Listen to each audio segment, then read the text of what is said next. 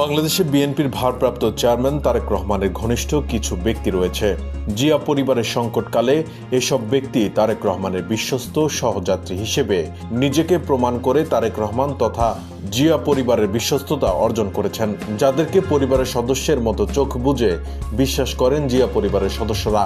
আজ এমন 10 জন ব্যক্তির সাথে আপনাদের পরিচয় করিয়ে দিব। ডক্টর মাহাদি আমিন। মাহাদি আমিন বিখ্যাত ক্যামব্রিজ বিশ্ববিদ্যালয় থেকে পিএইচডি এবং এমফিল সম্পন্ন করেছেন।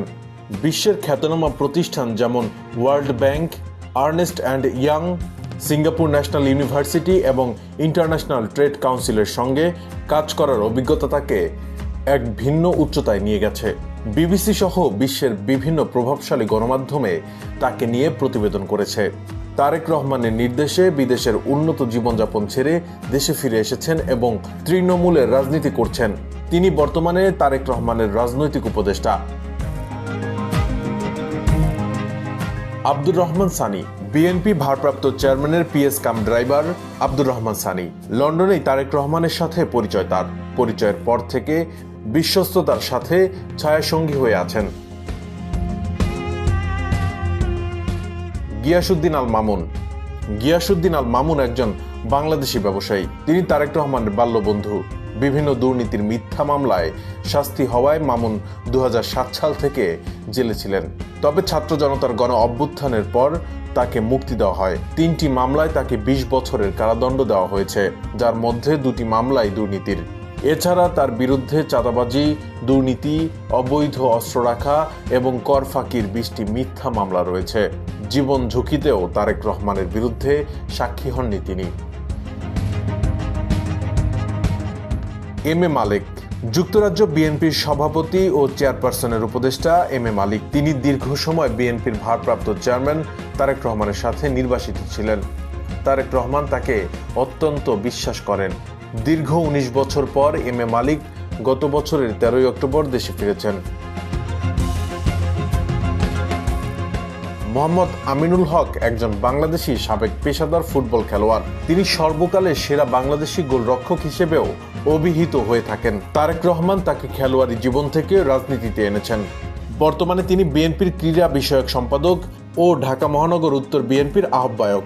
তিনি ত্যাগ ও শ্রম দিয়ে তারেক রহমানের বিশ্বস্ততা অর্জন করেছেন। মিয়া নুরুদ্দিন অপু। বিএনপির ভারপ্রাপ্ত চেয়ারম্যান তারেক রহমানের সাবেক একান্ত সচিব, সাবেক ছাত্রদল নেতা ও শরীয়তপুর 3 আসনের ধানের শীষের প্রার্থী মিয়া নুরুদ্দিন আহমেদ অপু ত্যাগ ও পরিশ্রম দিয়ে জিয়া পরিবারের বিশ্বস্ততা অর্জন করেছেন। রকিবুল ইসলাম বকুল। 1985 সালে ঢাকা বিশ্ববিদ্যালয়ে ভর্তি হয়েই ফজলুল হক হল ছাত্রদল কর্মী হিসেবে ছাত্র রাজনীতি শুরু করেন তিনি। এরপর হল কমিটির সহসভাপতি, বিশ্ববিদ্যালয় শাখা ছাত্রদলের প্রচার সম্পাদক, ফজলুল হক হল শাখা ছাত্রদলের নির্বাচিত জিএস, ছাত্রদল কেন্দ্রীয় সংসদের 2বার সহসভাপতি ছিলেন। বর্তমানে তিনি বিএনপির জাতীয় নির্বাহী কমিটির ছাত্র বিষয়ক সম্পাদক। মেধা ও ত্যাগ দিয়ে তারেক রহমানের ঘনিষ্ঠতা অর্জন করেন এই নেতা। আতিকুর রহমান রুমন। বিএনপির মিডিয়া সেলের সদস্য আতিকুর রহমান রুমন সরকার বিরোধী আন্দোলন ঘিরে দলের গুম, খুন ও পঙ্গুত্বের শিকার পরিবারগুলোকে সার্বিকভাবে সহযোগিতা করতে গঠিত আমরা বিএনপি পরিবারেরও আহ্বায়ক। অত্যন্ত মেধাবী এই নেতা জিয়া পরিবারের পরীক্ষিত বন্ধু। মীর শাহ আলম। বগুড়া জেলা বিএনপির সহসভাপতি ও শিবগঞ্জ উপজেলা বিএনপির সভাপতি মীর শাহ আলম। তিনি তারেক রহমানের অত্যন্ত ঘনিষ্ঠ ও বিশ্বস্ত।